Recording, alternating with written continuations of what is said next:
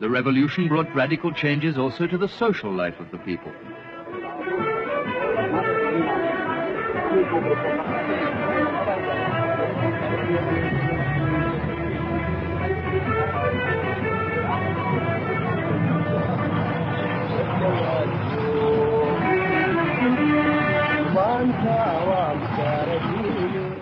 A rural development campaign based largely on student-teacher volunteers and backed by the slogan, "If you know, teach; if you don't know, learn," was one of its major achievements.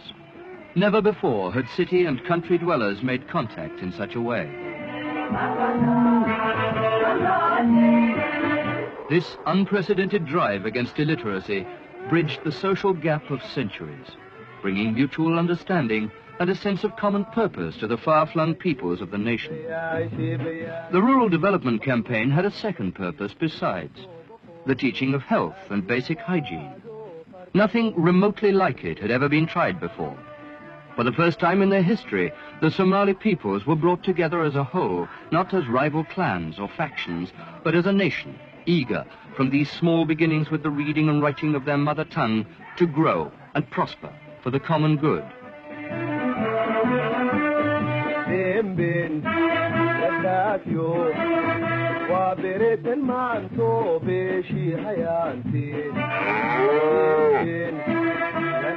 Doctors and teachers together, no matter how remote the community they visited nor how poor communications, scoured the Somali countryside to carry out their missions of enlightenment.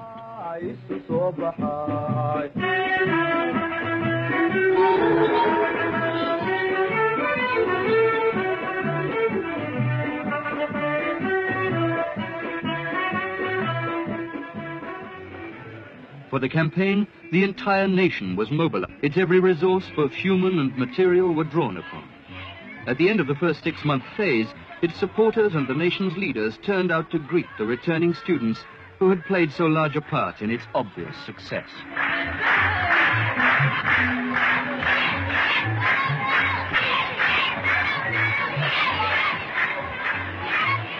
It was time to acknowledge that this was also the first time the nation had benefited from the collective energy of its young people, of its students, who would be among its leaders tomorrow.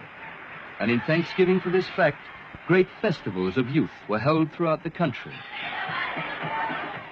In Mogadishu, President Siad himself attended these festivals, presenting medals and scrolls to all who had distinguished themselves over the grueling half-year.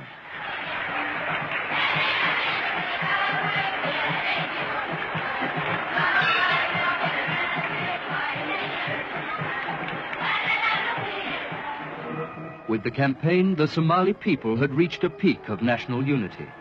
Its benefits seen, progressive forces throughout the country stood ready to defend the gains of the revolution. Students now, with teachers accepted as active participants in their country's struggle, the nation's youth celebrated with colorful displays of their achievements and their future hopes.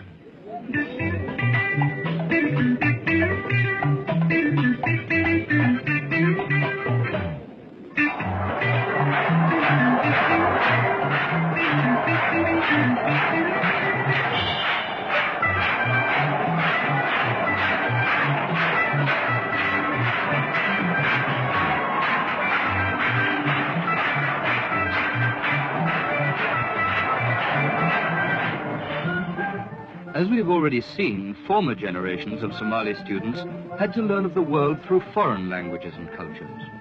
Today, they are taught, up to the secondary level at least, in Somali. With government prompting, the Somali alphabet was agreed in 1973, enabling the first Somali books to be published for use in primary, intermediate, and secondary education. At last, the young could learn of and take pride in the culture and history of their own country. The revolution had pledged equality for women also. No longer suppressed by convention, girls and women today are given equal rights in education and the national life. They rank, in fact, among the leaders of the new society. For these future mothers of the nation, domestic science and needlework are new additions to the syllabus.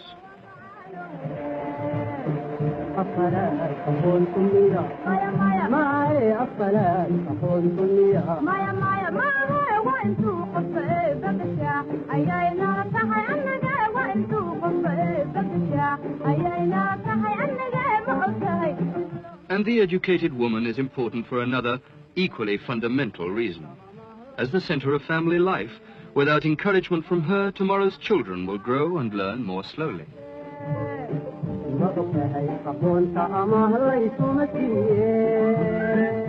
Any country without a national university will have problems in carrying out development projects on its own. They just won't have the skilled technicians.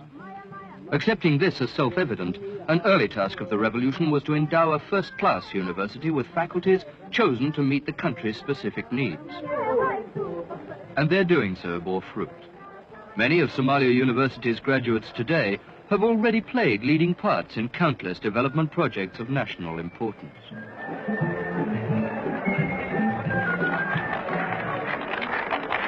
Elections in '64 and '69 had caught the people confused and politically innocent. Now, special orientation centers were built where they could learn their basic responsibility towards society at large. The centers stressed the value of national unity. Above all, they worked to eradicate ancient clan divisions and feuds. The centers are working. People of all kinds gather here to discuss their problems, seeking and offering solutions on the basis of each other's experience. But they are not just political forums. Despite their title, they are used also as local sports grounds for the young, places where healthy minds can grow in healthy bodies.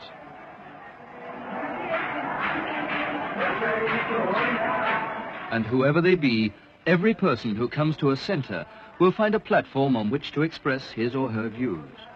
Universally adopted, they have become the community centers of the nation.